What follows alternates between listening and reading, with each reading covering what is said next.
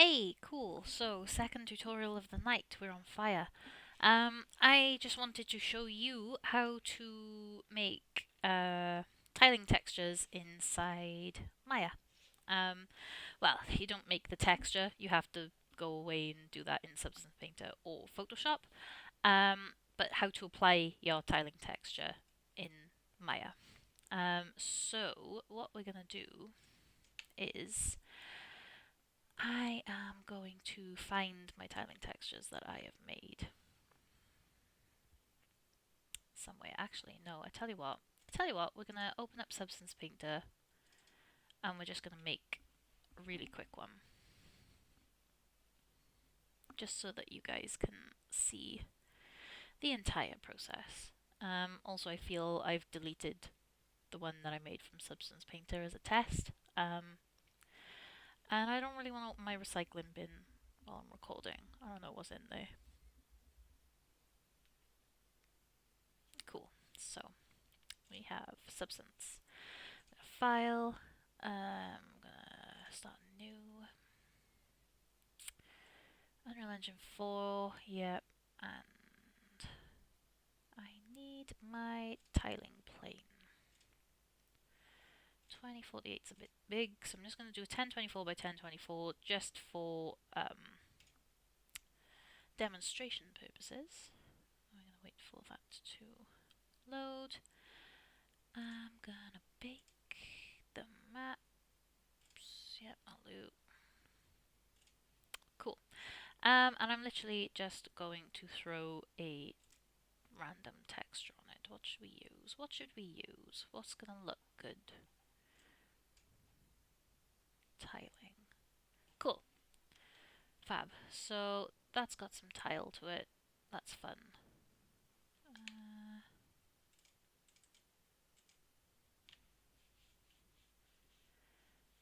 Wonder.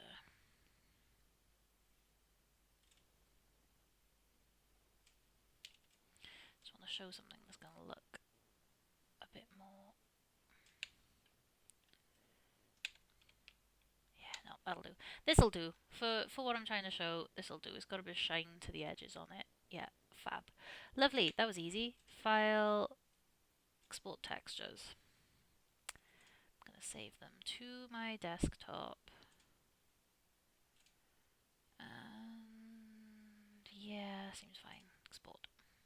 Lovely, lovely. Minimize. And then 1, 2, 3. 3? Yeah, 3. Fab. Cool. So I'm going to go into Maya, and I've got this lovely, very detailed, very high poly wall that I've made. I'm going to name it as such. Wall. Lovely. And I'm just going to open up. No, I'm not. First things first. We're going to go Windows, rendering editors, and Hypershade. So this is another way of doing materials. This is a little more advanced than just like right clicking and adding your material that way. So we're just going to put Hypershade. And yep, what I am going to do, instead of creating a Lambert, I'm going to make, if I can find it, AI standard surface. And that's going to give us something that looks very much like Unreal Engine. And it's pretty much exactly the same. So all we're going to do is with this node here selected, we're going to come over to this side, and you can see that we've got base. That's pretty useful for base color. So in the color, it's white. If we changed this to like pink or whatever, it would change in there. I don't know why that didn't save then, but if I drag this, you can see that the actual color is changing. We don't want it to be just one of those colors. We've got a base color for it. So we're going to come up here to the little checkerboard next to it, click that, and then we're going to click File. And then we're going to come here and we're going to assign a file to it. So on desktop, and we know it's going to be Lambert 1 base color. And we're going to open that. Then what we're going to do is click back on this thing. We are gonna look for geometry and bump mapping. Bump mapping is literally a normal map. So we need to send this words tangent space normals. I don't know why it's done this. Yeah, cool. And then look for our image. Normal. Open. Click this again. And where is... metalness, roughness. We can add the one thing that we have for that to both of them if you want. I'm just going to add it to the one for now because this is AO, roughness and metallic all in one map. This is more of an Unreal Engine thing because we can split it and plug them in Unreal Engine. But yeah, for now, this is all we really need to do. So yeah, I'm happy with this. I'm going to name this metal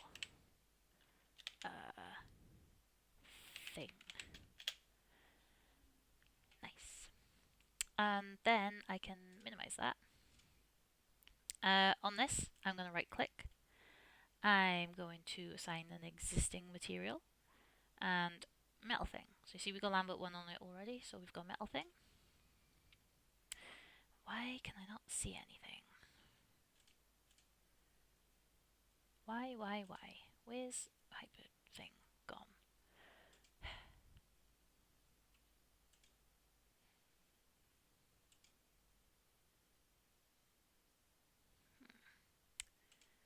Color is the base color, right? I'm not going crazy.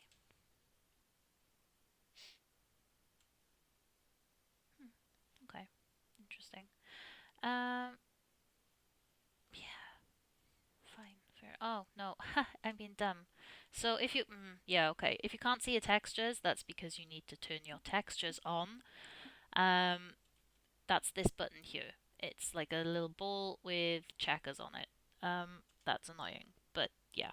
So turn that on. As you can see, our texture has applied to everything, but it is far too big, and we're not happy with it like that. So here comes the super easy bit. We're just going to click UV up here. We can go to UV editor, but this is so quick we can literally just go UV. And we're going to come down here and we're going to planar. Planar? I don't really know. We're going to tick the little box next to it, or click the box next to it rather. It's going to bring up this. And we just need to make sure that we know what axis we're going to go in. So if we go like this face is cutting through the x-axis. So x is going through it. So all I need to do is change this to x and then apply with that clicked. That would help project. That gives us this, and all we need to do then is scale this down to our required size. Looks pretty good. Go to object mode. And that's that. Done. So the only issue that you'll have is these faces, the faces that are on the x-axis are going to be fine. The ones on the top and the ones on the side, they're going to stretch because much like with the deferred decals, it's not facing the correct way. It's not going to like wrap with it. It's just going to project it in one axis. Because this would likely be a wall, the chances of you ever seeing these faces are slim to none. So you can just delete them. And the back face as well, if you don't need the back face. However, if you want these to be seen, and you want them to have the projected decal on it, then projected texture, that is fine. All we need to do is select the faces, come up to UV, click planar, and then now we have to go, because this is top and bottom, we need to go in the Y. So we just click Y and project. And again, we just... that was weird. I clicked the funny button then. No, UV. Oh my gosh. Oh, it's all going downhill now, guys. UV y-axis project, and then do it like that until you're happy. Once you click off it, you can't get the thing back up, so make sure you do it right, or just don't click off it. But yeah, with them both selected, so that's done that. Then we're going to do the other two sides. UV, planar, and the only one that we haven't done is the Z, whatever you say. And then we'll just scale that how we want. And there you have it. Them be your UVs.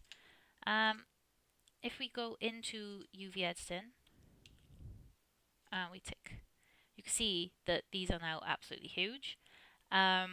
They cover like more.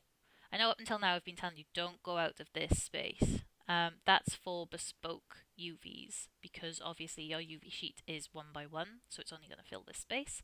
However, with a tiling texture, it fills everything. So this will tile up, this will tile across, it'll tile in everywhere. So yeah, it doesn't really matter that these go out of bounds, basically. Yeah, cool. So what we need to do now, excuse me, you can go away. Object mode, click this, file, export selection. Actually, I'm going to move my pivot point. I said I'm going to move my pivot point. And then make sure he's in absolute world 0, which he is. And then now we're going to, oh, God's sake. Export, desktop. I'm going to call this wall underscore 01 because naming conventions are important. And I'm then going to open Unreal Engine. Which one did I have open earlier? This one. Because it loaded quite quickly. I'm going to take a sip of my tea.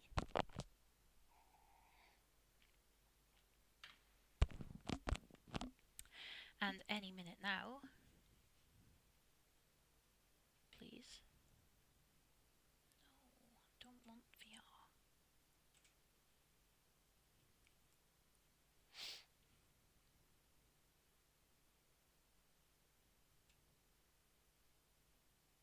I've been learning VR blueprints, and I hate it. Oh my god, okay, please, thank you. Open. Should really had this prepared earlier, but cool. So now I'm gonna make that slightly smaller. I'm gonna find my wall, and I'm gonna bring wall in. Yeah, this is all fine. And create new material, import textures. Yeah, import. Cool. So I don't know why, but whenever I do this, it doesn't bring my textures in with it. It just brings the material, which is blank. However, it's an easy fix. I'm going to bring the wall. I didn't set my scale, or I didn't bother with scale, so I'm just going to make this bigger. You are going to make sure your scale is set correctly. And all I need to do now is find the textures that I made, bring them in, and I just need to hook them up in here. I don't know why it does it. It might be because I'm using like Maya 2018 or something, and it just doesn't like the import. But it's not the end of the world because I know how to plug it all in.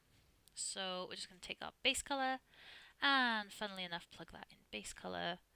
Normal, believe it or not, goes in normal. Then this one is ORM, stands for occlusion, roughness, metallic. So roughness, or no, sorry, red goes into ambient occlusion, green goes into roughness, and blue goes into metallic. You may end up with different maps that get spit out from Substance Painter. It's literally because I use when I load it up, I use the Unreal Engine preset thing, I guess. We can change it here. I believe this is what it is. But yeah, it just gives me less maps that I have extra pins that I can then split to put into it. So yeah, cool. Happy with that. Gonna save that. We're gonna minimize this. And you can see my metallic is way too shiny. But yeah, it's an issue that I didn't really follow in Substance Painter. But you can see that we have our tiling texture. And it's tiling along the top quite nicely. And it tiles on the back, although you can't really... There we go. Yeah, and it's looking pretty nice. When we get up close to it, it kind of breaks the illusion slightly. You can see there are obvious places that it does repeat, so this is why you might want to put like a decal on it to hide.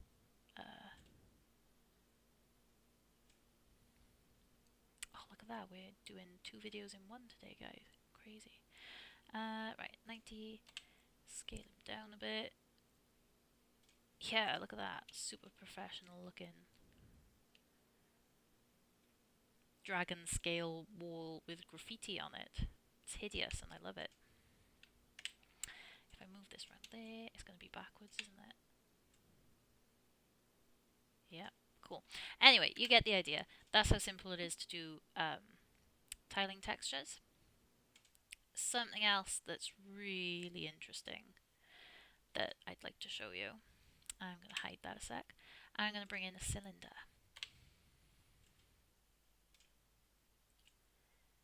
And I'm going to apply metal thing to it. Look at that. It's like, ugh. So what we're going to do is we're going to UV and we're going to cylindrical. We're just going to apply that, basically ignoring the top and the bottom. This applies a tiling texture around the cylinder.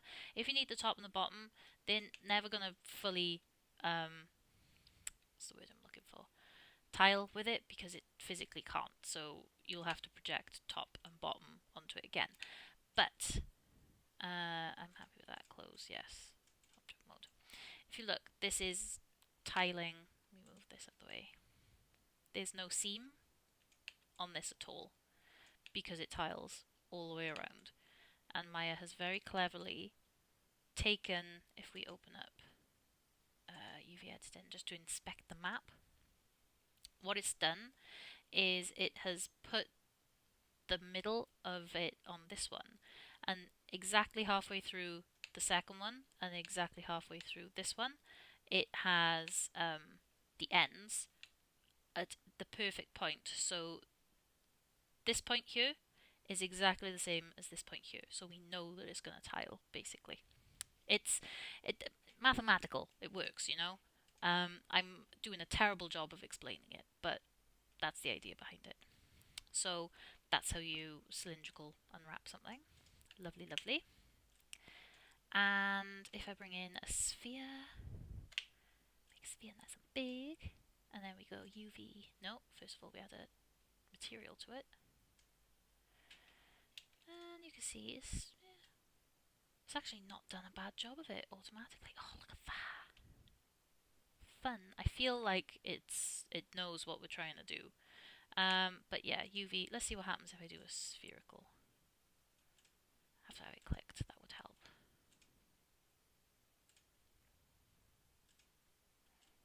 Yeah, so it's kind of already unwrapped in a spherical way, which is pretty good.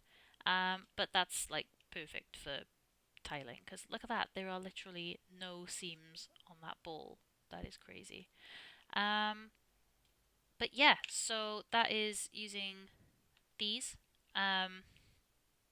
You, again, for hero props, you probably would want to automatic and control it yourself, especially with like hand painted stuff, which is what I always do. I will almost always use automatic and then fix it myself, purely because it is easier for you to understand where everything is. But with tiling textures, there's nothing to understand other than you need it to tile. So this is the best way to do it.